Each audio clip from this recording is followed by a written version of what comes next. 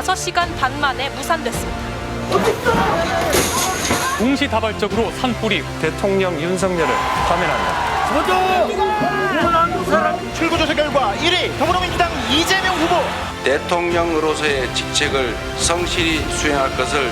함께 구속된 건 헌정사상 골든이 빌보드 차트 1위를 사상 최초로 4,000선을. 에이펙 경제 지도자 회의를 시작하겠습니다. 엔진 전화.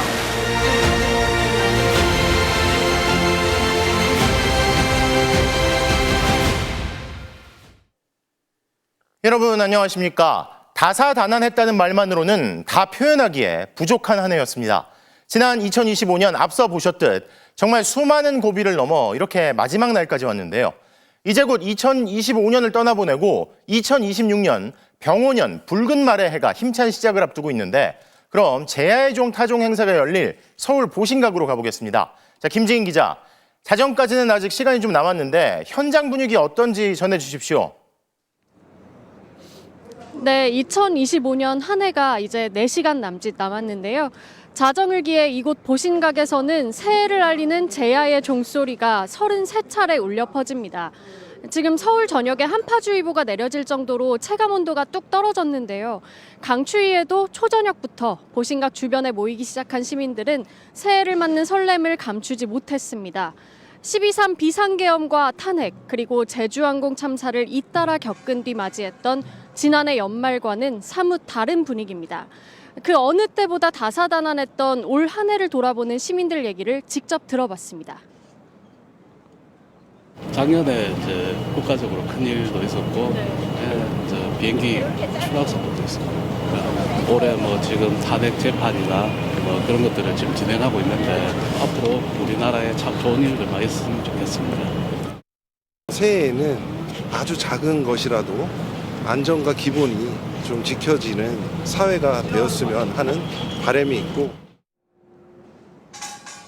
오늘 타종 행사에는 시민대표 11명이 참석하는데요. 25년간 자살 예방 전화 상담을 이어온 김귀선 씨, 등굣길 학생들에게 무료 빵 나눔을 해온 김쌍식 씨, 도시락 배달 봉사를 15년 동안 한 이복단 씨 등 이웃들에게 품을 내준 이들이 눈에 띕니다. 자, 많은 인파가 몰리는 행사여서 안전에 문제가 없을지 걱정인데요. 안전 대책은 잘 준비되어 있습니까? 네, 오늘 종각 일대에는 10만 명이 넘는 인파가 모일 것으로 예상됩니다. 서울시는 종각을 비롯해서 광화문과 명동, 남산, 아차산 등 6곳을 인파 밀집 중점 관리 대상으로 지정했는데요. 지금 종각 주변에만 소방과 경찰 등 2,500여 명이 투입됐습니다. 내일 아침 7시까지 종각 일대 도로에서 차량 운행이 통제되고요. 지하철 1호선 종각역에서는 밤 11시부터 내일 새벽 1시까지 열차가 무정차 통과합니다. 서울 지하철과 버스는 종점을 기준으로 내일 새벽 2시까지 연장됩니다. 새해 첫 해는 내일 아침 7시 26분 독도에서 가장 먼저 볼 수 있고요. 울산 간절곶에는 7시 31분, 서울은 7시 47분쯤 첫 해가 뜰 것으로 예상됩니다.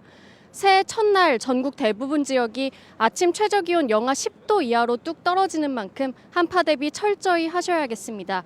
지금까지 서울 보신각에서 전해드렸습니다. 오늘도 김범석 쿠팡 의장이 불참한 가운데 쿠팡에 대한 연석 청문회가 열렸는데요. 개인정보 유출, 불공정 거래 등이 두루 지적됐지만 임시 대표를 앞세운 쿠팡의 답변은 여전히 겉돌았습니다. 김현지 기자가 보도합니다. 이틀째 열린 쿠팡 연석 청문회. 해롤드 로저스 임시 대표가 국회에 도착하자 숨진 쿠팡 노동자의 유족과 택배 노조가 거세게 항의합니다. 오늘도 김범석 의장은 청문회에 불참했습니다. 김 의장의 대신에 항의를 받은 로저스 임시 대표는 김 의장이 청문회를 봤느냐는 질문에 또 엉뚱한 대답을 내놨습니다. I will have the discussions I have with them about the business. We have those conversations regularly with him and the full board. 쿠팡 본사가 한국에 몇 명이나 파견했느냐 수준의 기본적인 질문에도 답변이 나오지 않자 청문위원들의 질타가 이어졌고. No, I have not had an opportunity to check. I've been here testifying. 아니 밤새 증언했습니까? 로저스 대표는 대놓고 격앙된 반응을 보이며 신경전을 이어갔습니다. I told you the answer. I don't know why you're yelling at me. 쿠팡 배송기사의 과로사 등 건강 문제와 열악한 노동 환경도 이번 청문회의 주요 쟁점입니다. 주간 업무보다 야간 업무가 더 힘들다는 증거를 모른다며 회피했던 로저스 대표는 모르면 같이 일을 해보자고 제안하는 청문위원에게 원하면 같이 하자고 답했습니다. 저와 같이 심야 배송 하루 12시간 택배 업무 같이 해보실 것을 제안합니다. 3번 배송을 하려면 얼마나 힘든지 택배 노동자 고충을 한번 느껴보셔야 될 것 같습니다. I would love to deliver with you. I've done it several times and think it's a great experience. So you're welcome to come along with me. 쿠팡이 내놓은 1인당 5만 원 수준의 고객 보상안에 대해선 쿠폰 사용이 보상으로 간주되는 것 아니냐는 지적도 나왔는데 로저스 대표는 아니라고 선을 그었습니다. 구제소 합의 조항 포함시킬 겁니까? 해럴드 대표? No, there are no conditions in those vouchers, and there will not be any conditions in those vouchers. 불참으로 일관한 김범석 의장의 로저스 임시대표의 불분명한 답변과 태도 논란으로 청문회는 오늘도 공전했습니다. 이에 여당은 쿠팡 정보 유출과 노동자 사망 문제 등에 대한 국정조사 요구서를 오늘 국회에 제출했습니다. 국정조사 증인이 국회 출석을 거부하면 동행명령장이 발부될 수 있고 이를 거부하면 법적 고발도 가능해 청문회보다 한 단계 압박 수위를 높인 겁니다. 여당에선 김 의장이 계속 불출석하면 입국 금지 조치까지 추진하겠다고 밝혔습니다. MBC 뉴스 김현지입니다. 이렇게 쿠팡이 겉도는 태도로 시간만 흘려보내는 사이에 쿠팡에서 성인용품을 구매한 고객들의 정보가 유출된 사실이 확인됐습니다. 개인정보 유출 용의자가 어떤 이유에선지 쿠팡 고객 260여 명이 쿠팡에서 구입한 성인용품 품목과 구매 이력, 고객이 사는 곳 등의 데이터를 쿠팡 측에 보낸 사실이 드러난 건데요. 민감 정보는 유출되지 않았다던 쿠팡의 말과는 전혀 다른 사실입니다. 장슬기 기자의 단독 보도입니다. 개인정보 유출 용의자가 쿠팡에 보낸 협박 이메일입니다. 시점은 지난달 25일 쿠팡이 개인정보 유출 소식을 기습 발표하기 나흘 전입니다. 유출 경보라는 제목의 이메일에서 용의자는 자신이 한국의 이용자 이메일 3,300만 건, 배송 주소 1억 2천만 건, 구매 이력 5억 6천만 건의 데이터를 수집했다고 주장합니다. 그러면서 자신의 주장을 증명하려는 듯 266건을 추려 샘플 데이터로 첨부했습니다. 그런데 MBC가 이 파일 내용을 확인해보니 용의자가 확보한 건 이메일과 이름 수준이 아니었습니다. 부산에 살고 있는 한 이용자가 9월 1일과 26일 등에 구매한 성인용품 내역이 자세히 기록돼 있습니다. 진동 모드, 온열 모드, 성인용품 1개. 이 성인용품 구매 정보를 협박 메일에 첨부해서 쿠팡 측에 보냈습니다. This is sensitive, and what the investigation has shown to date is that he never shared it with anybody and then deleted it. 쿠팡 측은 이런 사생활 정보 유출 가능성을 해커를 통해 전달받고도 지난 청문회에서 민감 정보 유출이 없었다고 주장했습니다. 오늘 청문회장에서 민감 정보 유출에 물증이 공개된 셈인데 해럴드 로저스 쿠팡 임시대표는 이번에도 정보가 제3자에게 유출된 건 아니라고 반박했습니다. 또 용의자가 정보를 빼낸 이유는 돈을 벌기 위해서가 아니라 자신을 해고한 회사에 대한 앙심 때문이라고 단정하며 유출 가능성을 축소하려 했습니다. 이 정보를 범인은 쿠팡 측에 협박 메일을 보내면서 첨부했습니다. 그 의도가 뭘까요? The intent wasn't to extract money. The intent was to punish the company. He was upset about being terminated by the company. 사흘간 이어진 청문회에서 쿠팡은 해킹당했다는 사실만 인정했을 뿐 이용자 피해는 없었다는 주장을 끝까지 되풀이했습니다. MBC 뉴스 장슬기입니다. 이런 가운데 5개월치 쿠팡 홈페이지 접속 로그 기록이 삭제된 것으로 확인됐습니다. 정부가 쿠팡에 이미 보전을 요청했던 자료들이지만 쿠팡은 방치한 것으로 조사됐는데요. 공정거래위원회가 쿠팡 영업정지 처분 가능성을 거듭 확인했습니다. 김건휘 기자의 보도입니다. 쿠팡의 5개월치 홈페이지 접속 로그 기록이 삭제된 것으로 확인됐습니다. 쿠팡의 정보 유출 경위를 파악하기 위해 정부가 지난달 쿠팡에 자료 보전을 요구했던 자료들입니다. 그런데도 쿠팡은 이 자료들이 삭제되도록 방치한 것으로 조사됐습니다. 이후에 접속 로그가 삭제되도록 방치하여 5개월의 분량의 홈페이지 접속 기록이 삭제됐음을 확인했습니다. 이거는 법 위반 사항입니다. 그리고 정부에 따르면 쿠팡에 요청한 160여 건의 자료 가운데 제출받은 건 50여 건. 이마저도 중요한 정보들은 빠져 있습니다. 정부는 쿠팡이 셀프 조사 결과를 운운하는 건 굉장히 위험한 발언이라며 민관 합동조사에 협조하는 게 최우선이라고 강조했습니다. 만약에 클라우드에 저장돼 있으면 이거 삭제했으면은 찾기도 힘들고 이거 밝히기 어렵습니다. 그러니까 어떻게 보면 국제적으로 이게 좀 악용이 될 수도 있는 상황이고 이런 가운데 공정거래위원회는 조사 결과에 따라 영업 정지 처분까지 가능하다는 입장을 다시 확인했습니다. 어떤 정보가 유출됐는지, 어떤 피해가 예상되는지, 피해 회복 조치를 쿠팡이 적절히 할 수 있는지 이런 걸 판단해서 필요하다면 영업 정지까지 처분할 수는 있습니다. 공정위는 우리나라의 법 체계로는 경제 제재가 너무 약하다며 사전 규제와 사후 규제를 모두 강화해야 하고 집단 소송제를 도입할 필요도 있다고 언급했습니다. 국세청도 한국 쿠팡이 적자 속에서도 미국 본사의 각종 자문료를 과도하게 보내면서 세금을 탈루했는지도 조사하겠다고 밝혔습니다. MBC 뉴스 김건희입니다. 자, 그런데 큰 논란이 된 쿠팡의 셀프 조사에 대해 쿠팡 임시 대표는 오늘도 한국 정부의 지시를 따른 거라는 주장을 반복했습니다. 셀프 조사와 셀프 결론의 책임이 자신들에게 있지 않다는 주장을 하려는 것처럼 보이는데요. 과연 쿠팡의 설명대로 그러한 셀프 조사를 정부 지시에 따른 거라고 할 수 있는 건지 팩트체크 알고 보니에서 손구민 기자가 따져봤습니다.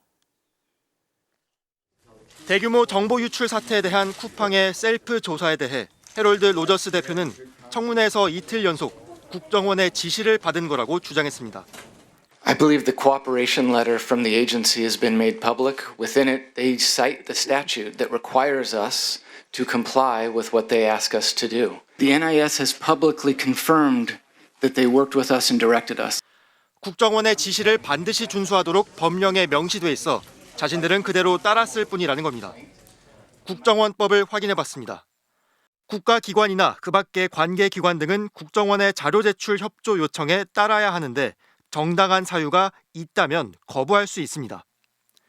국정원의 지시가 아닌 첩보 활동과 관련된 협조 요청이고 반드시 따라야만 하는 것도 아닙니다. 의무를 부과하거나 그런 조항은 각적도 엄격하게 해석해야 된다는 그런 원칙이 있는데 다 협조해야 된다라고 하면 민간 기업에서 이게 악용되면 엄청 피해를 볼 수도 있잖아요. 쿠팡 사태에 대한 정부 공식 채널은 과기부 산하 민관 합동조사단임에도 아무 관계없는 국정원의 통상적인 협조 요청을 정부 지시로 둔갑시킨 겁니다. 정작 과기부나 경찰은 쿠팡 측의 자체 조사를 지시한 적도 조사 결과를 보고받은 적도 없습니다. 쿠팡은 이 과정에서 국정원의 활동 내용을 마음대로 공개하기도 했습니다. For a private company and the government to work in a cooperative manner like this and have such a success, I don't understand why this good story is not being told. 국정원 법에 따르면 국정원은 첩보 활동을 다른 수사기관들과 공유하지만 국외 해킹 조직의 사이버 안보 사안 등은 기밀을 지키도록 돼 있습니다.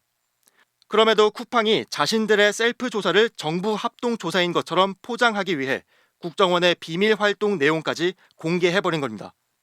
이와 관련해 국정원은 쿠팡에 그 어떤 지시나 명령을 한 적이 없으며 그럴 위치에도 없다고 밝혔고 국회는 로저스 대표를 위증으로 고발하기로 했습니다.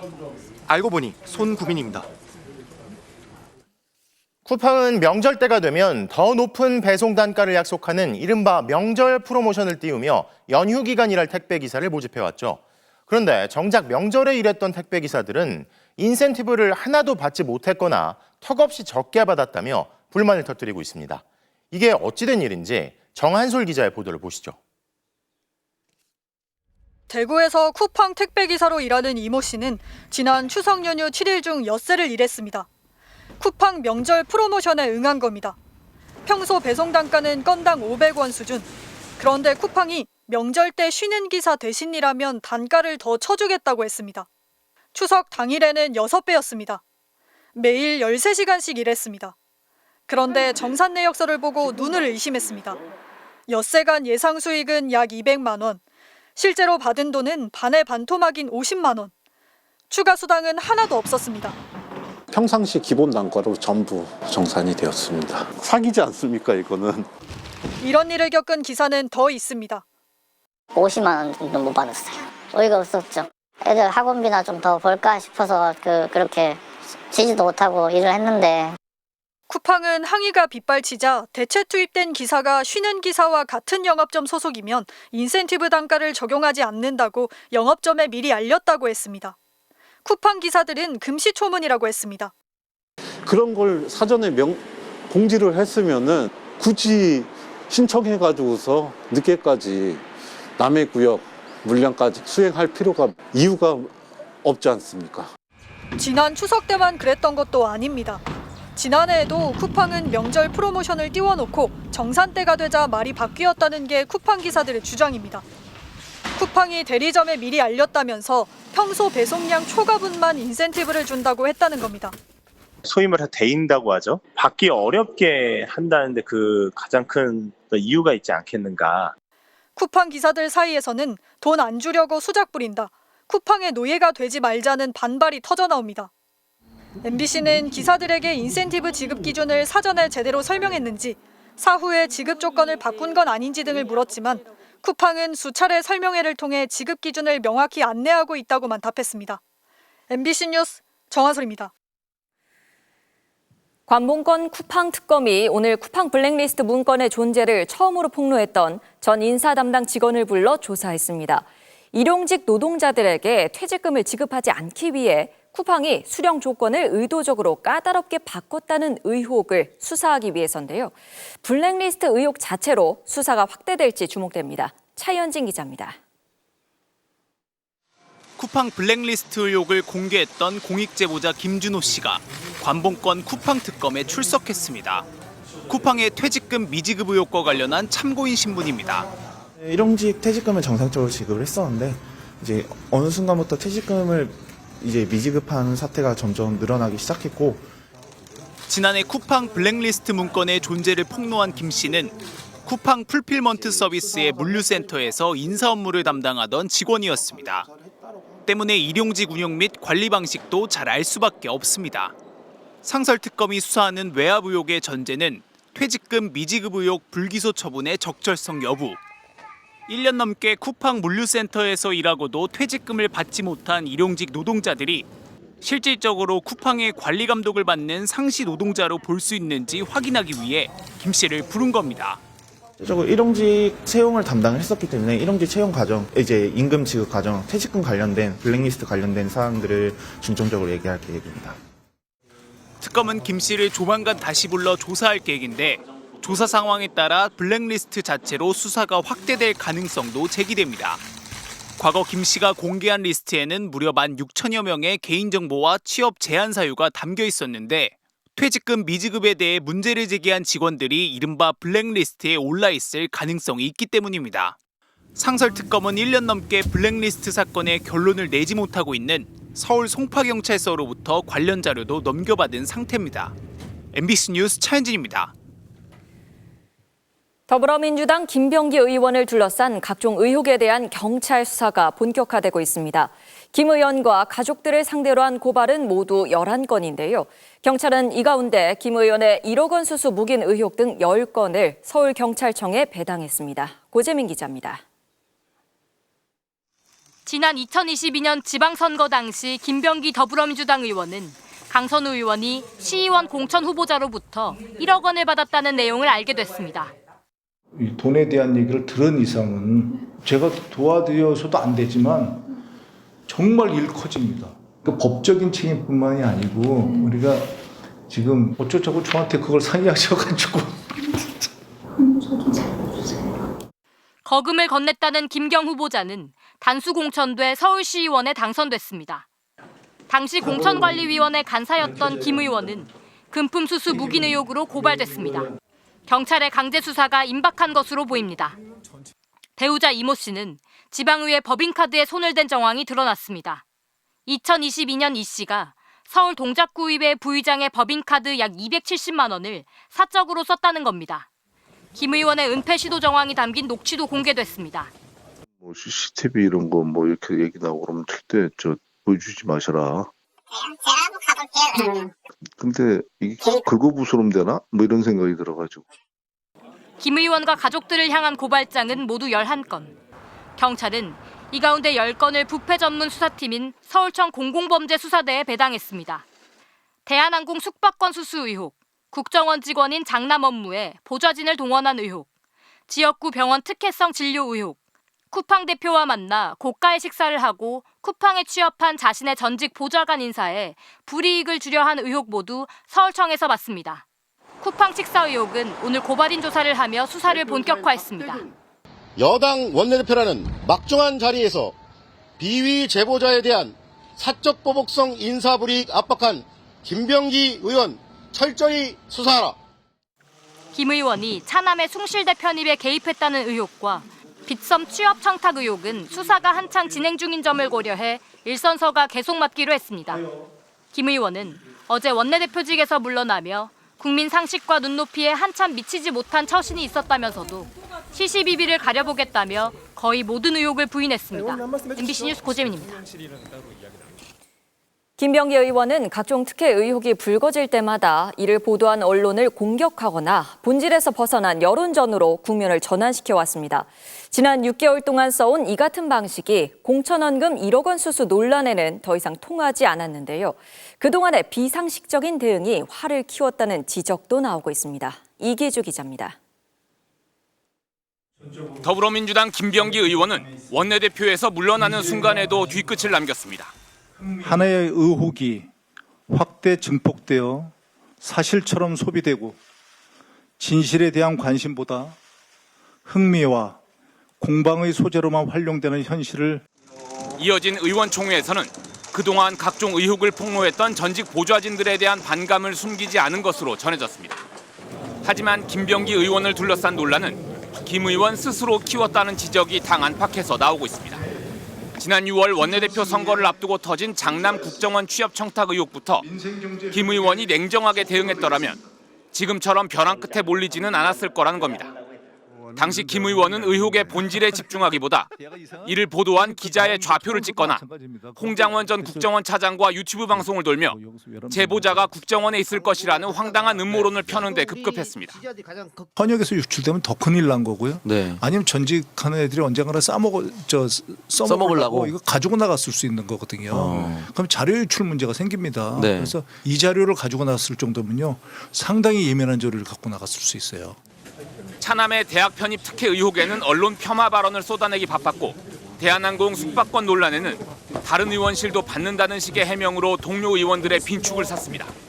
급기야 배우자의 구의원 업무 추진비 유용 의혹에는 김 의원이 직접 증거인멸을 교사하는 듯한 발언을 한 사실이 드러나 파장을 키웠습니다. 그 여자 2명이거든. 김병기 의원실인데요. 들어도 뭐 CCTV 이런 거 뭐 이렇게 얘기 나오고 그러면 절대 보여주지 마셔라. 여기에다 현금 1억 원 공천 거래 시도를 묵인한 충격적인 정황까지 공개됐지만 민주당은 당내 윤리감찰단 조사 대상에서 김병기 의원을 제외했습니다. 이에 대해 민주당 핵심 관계자는 결국엔 수사로 갈 사안 아니냐며 엊그제 물러난 원내대표를 감찰까지 하는 건 너무 가혹하다고 말했습니다.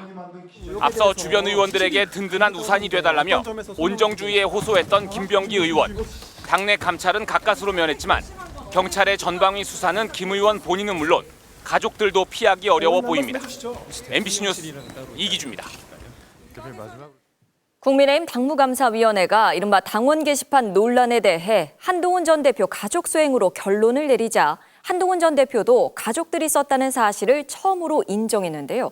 국민의힘 안팎에서는 가족들이 썼다는 사실을 알고도 그동안 유감 표명 한 번 없었던 한 전 대표를 향해 도덕성을 문제 삼는 지적들이 잇따르고 있습니다. 이문현 기자가 보도합니다.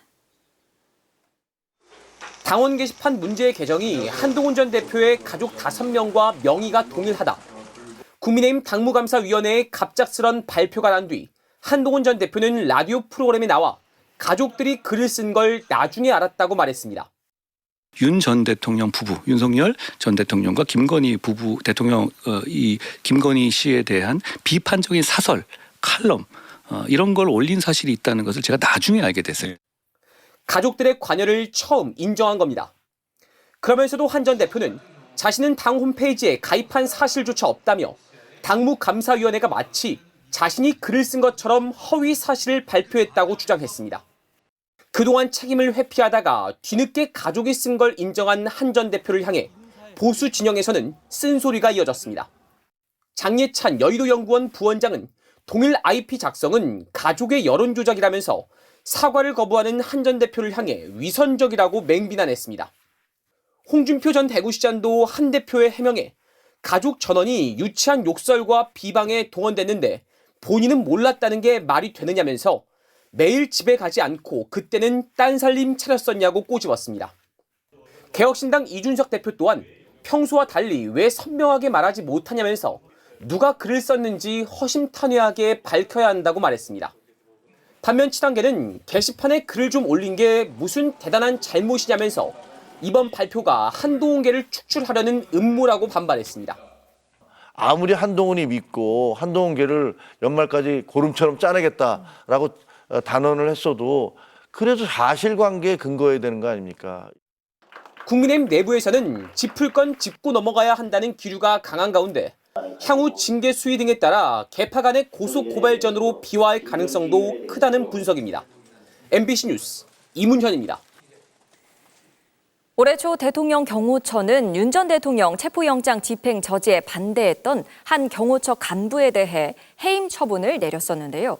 1년 가까이 시간이 흐른 오늘 해당 경호처 간부가 징계를 무효로 해달라며 제기한 소청 심사에서 해임이 취소됐습니다. 강은 기자입니다. 지난 1월 3일 대통령 경호처는 인간 장벽을 세워가며 공수처 수사관들을 막아 나섰습니다. 내란 우두머리 혐의자에 대한 정당한 체포 시도를 저지한 겁니다.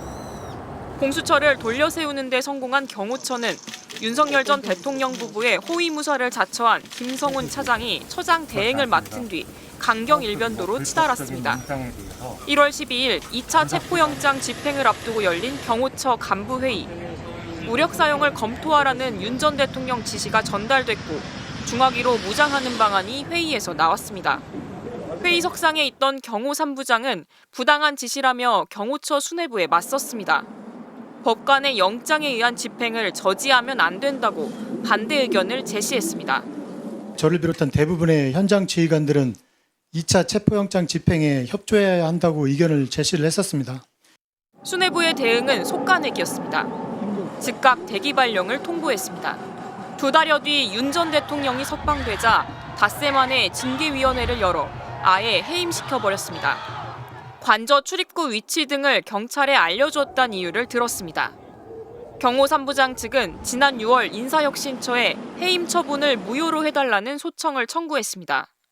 국수본 관계자를 만난 사실은 인정했지만 체포영장 집행에 대한 우려를 전했을 뿐 관저 내부 사정을 발설하지 않았다고 했습니다. 오늘 소청심사위원회는 경호 3부장 손을 들어줬습니다. 해임 처분을 취소하고 징계 수위를 견책으로 낮췄습니다. 부당한 명령에 저항하고 거부한 행위가 징계 사유가 되지 않는다는 원칙을 확인한 결정이라고 생각을 합니다. 품위유지 의무 위반을 이유로 가장 가벼운 징계인 견책이 내려진 걸로 보입니다. 경호 3부장은 새해 경호처에 복귀할 전망입니다. 또 1년 가까이 받지 못했던 급여도 모두 보전받게 됐습니다. MBC 뉴스 강은입니다. 이재명 대통령이 대규모 경제사절단과 함께 중국을 국빈 자격으로 방문합니다. 우리 대통령의 중국 국빈 방문은 무려 6년 만의 일인데요. 이 대통령은 중국 시진핑 주석과 베이징에서 한중 정상회담을 가진 뒤 대한민국 임시정부가 자리했던 상하이도 방문할 예정입니다. 김재경 기자의 보도입니다. 지난 11월 초 경주 에이펙 정상회의 기간 시진핑 국가주석과 만났던 이 대통령. 정상회담부터 선물 교환까지 화기애애했던 두 정상의 모습은 얼어붙은 한중 관계의 복원을 알리는 상징적인 장면이었습니다. 지방에서부터 국민과 함께 호흡하면서 국가 지도자로 성장해 왔다는 공동의 경험은 양 국민이 체감할 수 있는 한중 관계의 실질적인 성과를 만들어 나가는 좋은 토대가 될 것으로 생각합니다. 새해엔 이재명 대통령이 국빈으로 중국을 답방합니다. 문재인 전 대통령의 지난 2019년 중국 방문 이후 6년 만입니다. 이 대통령은 4일부터 6일까지 베이징에 머물며 한중 정상회담과 국빈 만찬 등을 진행하는데 양국 간 소통 강화와 한반도 평화협력, K 콘텐츠의 중국 진출을 위한 한한령 완화 등이 주요 과제로 꼽힙니다. 함께 중국을 방문할 경제사절단도 대규모로 꾸려졌습니다. 최태원 대한상공회의소 회장과 이재용 삼성전자 회장, 정의선 현대차그룹 회장 등 4대 그룹 총수를 비롯한 기업인 200여 명이 중국으로 향합니다. 공급망, 투자, 디지털 경제, 초고가 범죄 대응, 환경 등 양국 국민의 민생에 실질적으로 기여하는 구체적인 성과를 거양하기 위한 방안에 대해 논의할 예정입니다. 베이징 다음으로 이 대통령은 대한민국 임시정부가 자리했던 상하이를 방문합니다. 마침 2026년은 백범 김구 선생 탄생 150주년이자 대한민국 임시정부 탄생 100주년입니다. 중국 관영 언론은 이 대통령의 방중 소식과 함께 탄생 150년을 앞둔 김구 선생을 일제시대 한거의 중심 인물이라고 소개했습니다. 한국과 중국이 공통적으로 경험한 항일 역사를 부각하며 6년 만에 한국 대통령 방문에 기대감을 내비치는 모습입니다. MBC 뉴스 김재경입니다. 이재명 정부가 해병대의 위상과 권한을 격상하는 내용의 준4군 체제 개편안을 발표했습니다. 해병대의 오랜 염원이자 이 대통령의 대선 후보 시절 공약이기도 했는데 해병대 작전 통제권을 육군에서 해병대로 돌려준다는 점이 핵심인데요. 해병대에도 이제 사성 장군이 탄생할 것으로 보입니다. 손하늘 기자가 보도합니다. 현재 영남 동해안을 지키는 해병 1사단을 작전 지휘하는 건 육군 제2작전사령관이고 수도권 서부의 해병 2사단은 수도 군단장이 작전 통제를 합니다. 작전권은 육군이 갖고 있고 인사, 군수 같은 군정권은 해군이 갖고 있는 겁니다. 52년 전 박정희 전 대통령이 해병대를 갑자기 해체하고 해군에 통폐합한 탓인데 민주화 직후 해병대가 다시 부활했지만 작전권 반환 없이 복잡한 통제 구조가 그대로 이어져 왔습니다. 국방부가 내놓은 준4군 체제 개편의 핵심은 해병대는 해병대가 지휘한다는 겁니다. 해병대 사령관에게 각군 총장에게 준하는 수준의 지휘 감독권을 부여함으로써 그 독립권을 보장하는 것입니다. 지금까지 해안 경계에 치중해온 해병대가 해안 상륙과 침투 기습 작전이란 본연의 임무에 충실하도록 바꿔나가겠다는 방침입니다. 해병대의 독립은 순직 해병 사건 진상 규명, 또 박정훈 대령의 원대 복귀와 함께 이재명 대통령의 후보 시절 주요 공약이었습니다.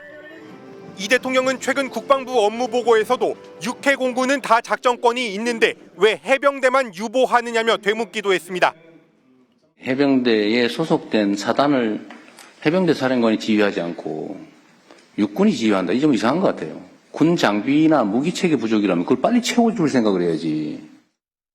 이에 따라 국방부는 해병대 작전사령부를 창설하고 그동안 최고 계급이 중장이었던 해병대 장교를 대장, 즉 사성 장군까지 진급시키기로 했습니다. 해병대가 더 위상을 되찾고 우리 국가 안보를 위해서 더 많은 부분을 기여할 수 있는 기회를 갖는구나. 굉장히 기쁘게들 생각을 하고 계시고요. 최해병 사건으로 실추된 해병대의 명예와 사기 회복을 넘어 전략적 효율성까지 달성하기 위해선 4군 체제에 걸맞는 인사 예산 지원이 뒤따라야 할 걸로 보입니다. MBC 뉴스 손하늘입니다. 올해 우리 경제가 사상 처음으로 수출 7천억 달러를 달성했죠. 전 세계 국가 가운데 6번째라는 금자탑을 쌓았지만 이 내용을 들여다보면 반도체가 차지하는 비중이 너무 커서 마냥 좋아만 하기엔 불안한 측면도 있는데요. 올해 수출 실적 분석과 내년도 경제 전망, 오혜정 기자가 취재했습니다. 정부 수립 첫 해인 1948년, 대한민국 수출은 겨우 1,900만 달러였습니다. 올해는 7천억 달러, 3만 6천 배 넘게 성장했습니다. 7천억 달러 넘는 수출은 미국, 독일, 중국, 일본, 네덜란드에 이은 전 세계 6번째입니다. 올해 수출이 사상 최초인 7천억 달러를 돌파했고 외국인 투자 유치도 역대 최대 실적을 달성했다고 합니다. 첫 수출품으로 해산물과 인삼을 내놨던 대한민국은 이제 반도체와 자동차, 선박 등 최첨단 제품을 전 세계에 공급하는 국가로 변모했습니다. 사상 최대의 수출 실적은 인공지능으로 수요가 크게 늘어난 반도체가 견인했습니다. 전체 수출 실적의 24%를 반도체가 차지했는데 역대 최대입니다. 문제는 반도체를 빼면 우리나라 수출이 오히려 역성장했다는 점입니다. 작년보다 1.5% 줄었습니다. 특히 석유 제품, 석유화학, 디스플레이, 2차 전지는 두 자릿수 감소율을 보였습니다. 내년에는 어떨까? 이런 수출 구조가 계속될 가능성이 높습니다. 석유 제품과 석유화학, 디스플레이는 중국의 저가 공세로 구조 조정에 들어갔습니다. 2차 전지는 전기차 수요 감소로 수조 원대에 달하는 국내 업체들의 공급 계약이 최근 잇따라 해지되고 있습니다. 반도체 경기에 나라 전체 경제를 의존하는 불안한 상황이 지속될 수 있는 겁니다. 수출 주력 산업들을 일정 부분 다 변화해야지만 반도체 산업의 경기가 안 좋아도 우리나라가 경기 침체를 맞을 위험성이 낮아집니다. 산업연구원은 2026년부터 미국의 관세 부과 효과가 본격적으로 나타나기 시작해 수출 실적이 0.5% 감소할 거라며 정부의 확장 정책이 있을 경우 경제가 1.9% 성장할 것이라고 내다봤습니다. MBC 뉴스 오혜정입니다. 윤석열 정부 시절 정부를 비판하는 시민의 용산 어린이 정원 출입을 제한해 이른바 입틀막 논란을 빚은 규정이 여전히 남아있다는 뉴스데스크 보도 이후 정부가 해당 규정을 곧바로 폐지했습니다. 이재명 대통령은 어제 SNS를 통해 출입 제한 규정을 폐지 완료했다는 내용의 보고 문서를 공개하고 용산 어린이 정원이 온전히 국민의 품으로 돌아간다고 밝혔습니다.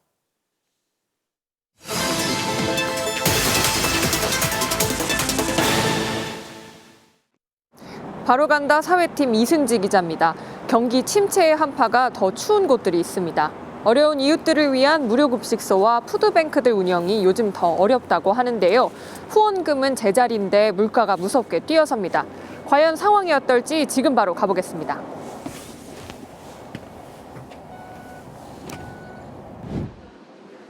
점심시간을 앞둔 서울의 한 무료급식소.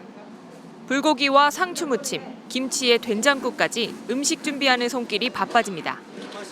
같은 시간 급식소 밖. 낮 최고 기온이 영하권을 넘나드는 추운 날씨에도 긴 줄이 탑골공원에 휘감았습니다. 문이 열리고 배식이 시작됩니다. 뜨뜻한 된장국을 들이켜고 불고기를 밥 위에 얹어 비벼 먹고 식성은 다 다르지만 밥은 똑같은 온기를 내어줍니다. 왜서 오고 싶죠? 자매가 혼자 누워있으면 못해요. 내가 해먹으려면 힘들잖아. 자원봉사자 양해를 얻어 저도 반찬을 나눠드렸습니다. 불고기는 누구는 많이 주고 누구는 적게 주면 안 돼 특히 긴장됐습니다. 이 정도? 팔 아파. 나 옆에 놓고 이 정도? 한 해 26만 명이 찾는 서울의 대표 급식소. 365일 하루도 쉬지 않습니다. 이날만 500여 명이 허기를 달래고 몸을 데웠습니다. 대부분 다 독거 노인들인데 진짜 정말 여기서 밥 한 끼 먹고 얼마나 감사한지 말도 못해. 그런데 전처럼 식재료를 넉넉하게 사기 어려워졌습니다. 쌀값이 1년 새 18% 넘게 뛰었습니다. 고등어 10%, 돼지고기 6% 안 오른 게 없습니다. 야채도 많이 오르고 고기값도 오르고 맛있는 거 해드리고 싶은데 근데 맛있는 걸 못 해드려서 미안하죠. 급식소 사정은 더 팍팍해졌는데 찾는 사람은 더 늘어 마음이 더 쓰입니다. 배고픈 할아버지들 밥 먹는 이런 곳이 인원이 줄어야 되는데 계속 인원이 늘어요. 전기세, 수도세 뭐 이런 부수적인 것들이 너무 힘들어. 저소득층에게 식료품과 생필품을 무료로 주는 푸드뱅크도 고물가의 직격탄을 맞았습니다. 물품마다 1.2점 점수가 매겨져 있습니다. 한 사람이 한 달에 도합 5점까지 가져갈 수 있습니다. 잡곡 500g은 작년만 해도 1점. 5점이면 잡곡 2개에 쌀, 된장, 컵라면 2개가 가능했습니다. 그런데 잡곡이 올해 2점으로 뛰었습니다.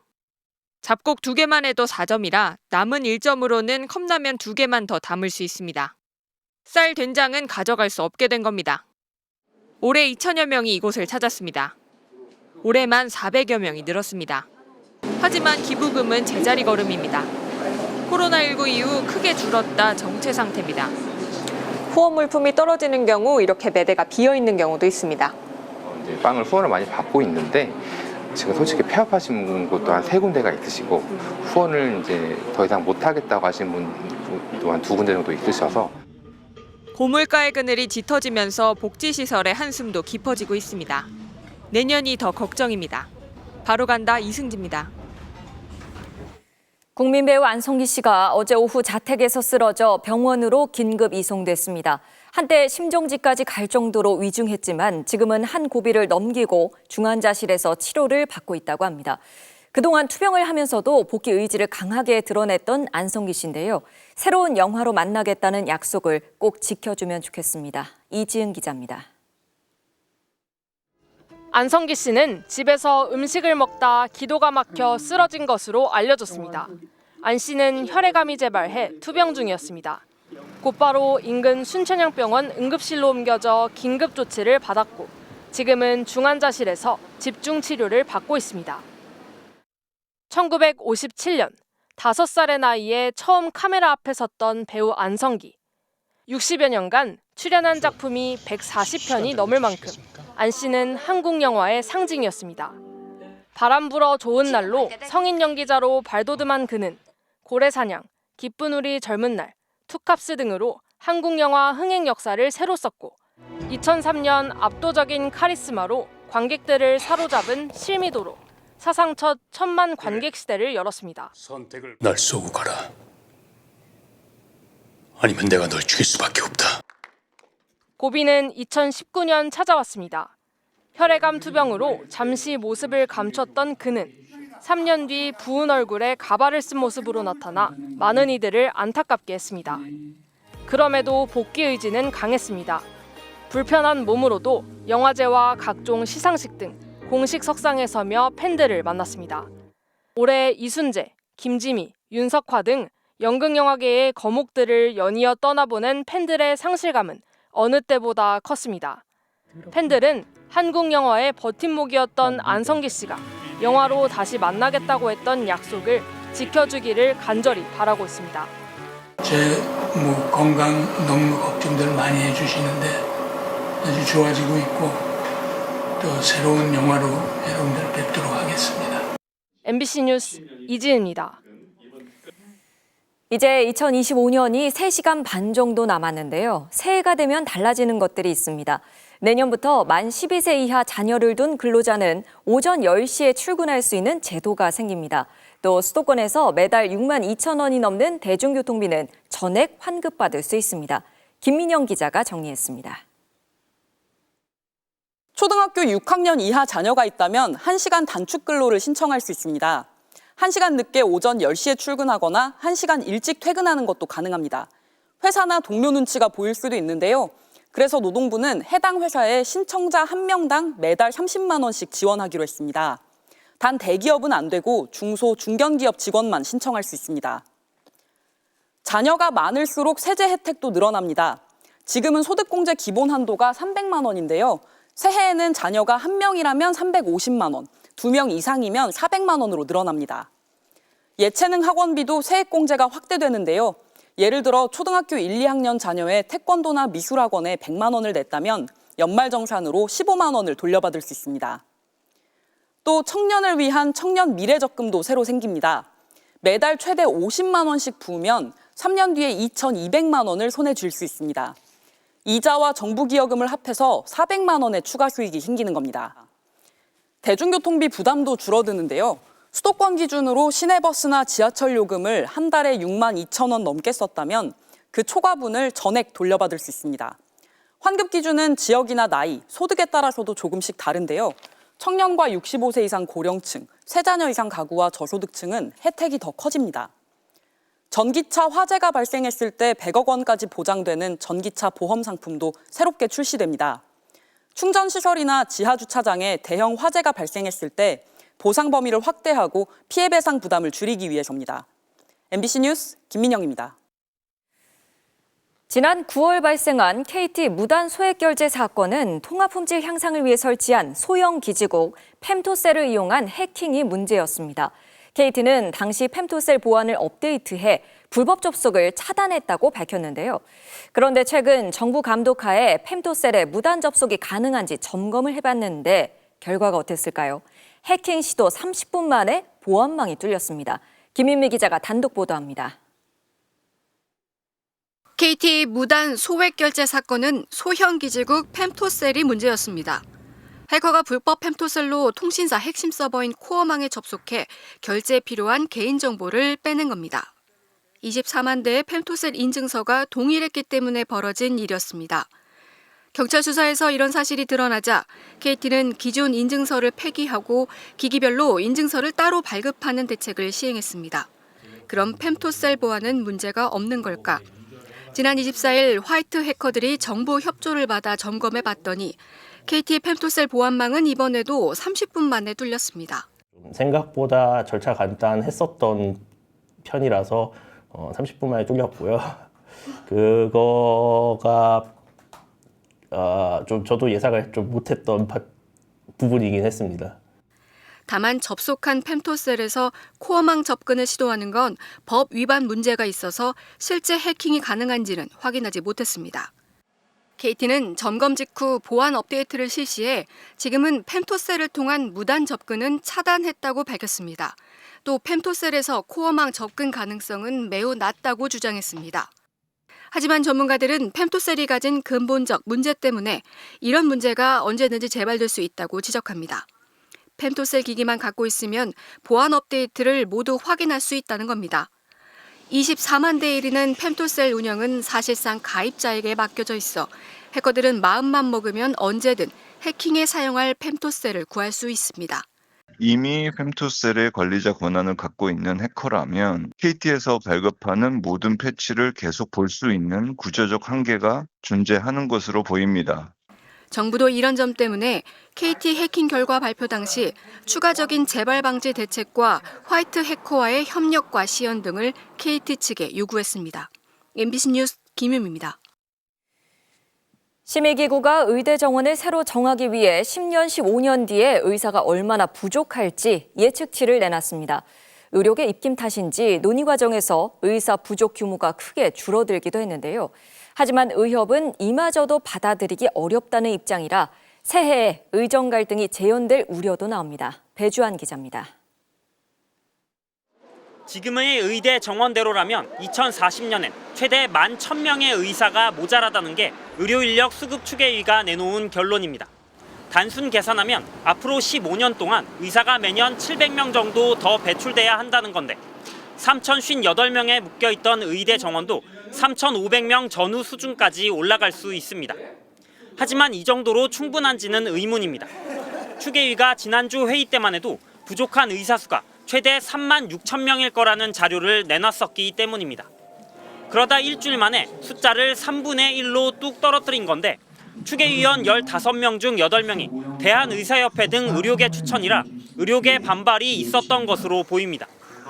일종의 표결이 있었다고 말씀을 드리겠고요. 그다음에 모든 위원님들께서 모든 방법이나 가정이나 그 변수에 대해서 동의하신 것은 아닙니다. 이마저도 의협은 반발하고 있습니다. 의사 노동량, 생산성, AI 도입 효과 등에 대한 정확한 조사와 논의가 없었다며 시간에 쫓겨 검토가 충분치 않은 추계 결과를 발표한 것은 유감이라는 겁니다. 하지만 추계위는 지난 윤석열 정부의 의대 증원 강행에 대한 의료계 반발에 따라 과학적 근거를 토대로 의료 인력 수요를 따져보겠다며 출범한 데다 지난 8월부터 12차례나 회의를 열었습니다. 그 변수 논의가 분명히 있었을 건데 그때는 뭐하고 이제 와서 결과가 나오니까 반발한다는 것도 납득하기 어렵죠. 사실상 그냥 반대를 위한 반대라고 보여질 수밖에 없고. 정부는 다음 달 집중 논의를 거쳐 의대 정원을 정할 계획이지만 의협이 단식까지 거론하며 맞서고 있어 새해의 의정 갈등은 다시 불붙을 수 있습니다. MBC 뉴스 배주환입니다. 내일 아침 7시 50분 방송되는 신년 특집 기후 다큐멘터리 사건 번호 2026 지구에서는 기후위기의 법적 책임을 묻는 기후소송의 현장을 보여드립니다. 안데스 산맥의 빙하가 녹으며 산사태 등 생존의 위협을 겪는 페루의 농부, 해수면 상승과 강력해지는 사이클론으로 큰 피해를 입고 있는 남태평양 섬나라 청년들이 법정의 의견을 구해온 과정을 현장 취재했습니다. 이를 통해 기후위기가 미래의 경고가 아니라 온실가스 배출 국가와 기업들이 책임과 배상을 요구받는 현실의 문제가 됐음을 전해드립니다. 올해 40살인 호날두가 2025년 마지막 경기에서도 득점포를 가동했습니다. 그런데 보는 사람들이 고개를 갸웃했다는데요. 그 이유가 뭘지 토플레이에서 확인해 보시죠. 이틀 전 중동 최우수 선수로 선정된 호날두. 여러 차례 슈팅을 날려봅니다만 좀처럼 감을 잡지 못하는데요. 그러던 후반 23분 뜻밖의 행운이 찾아옵니다. 펠릭스의 슈팅이 호날두의 몸에 맞고 골문 안으로 빨려 들어갔는데 자세히 보니 엉덩이 위쪽에 맞았어요. 자신의 골이라고 하기엔 조금 민망할 수도 있지만 전혀 개의치 않는 호날두. 여느 때처럼 시원하게 호우 세리머니를 선보입니다. 이번 시즌 벌써 13골을 기록했는데요. 41살이 되는 내년에도 통산 1000골을 향한 도전은 계속되겠죠. 다음은 아프리카 네이션스컵입니다. 자, 콩고의 공격, 발 뒤꿈치 패스에 이어서 날카로운 침투로 득점에 성공하는 콩고 민주공화국. 환상적인 2대1 패스에 상대 골키퍼도 속수무책이었습니다. 한편 이 경기 관중석에선 이색 응원이 펼쳐졌는데요. 자, 이 사람 마네킹인가 했는데 진짜 사람이었습니다. 콩고 민주공화국 독립영웅인 초대 총리의 동상을 한 팬이 그대로 재현한 건데요. 놀랍게도 2경기 연속 경기 시작부터 끝까지 손끝 하나 움직이지 않았습니다. À la victoire pour pousser nos joueurs 90 minutes à 120 minutes. 이번 네이션스컵에는 괴짜 팬들이 유독 많이 등장해 눈길을 끌었습니다. 지금까지 톡플레이였습니다.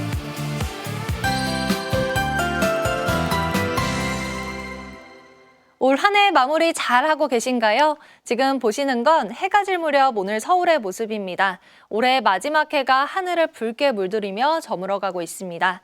내일 새해 첫 해돋이도 대부분 지역에서 무난하게 볼 수 있겠습니다.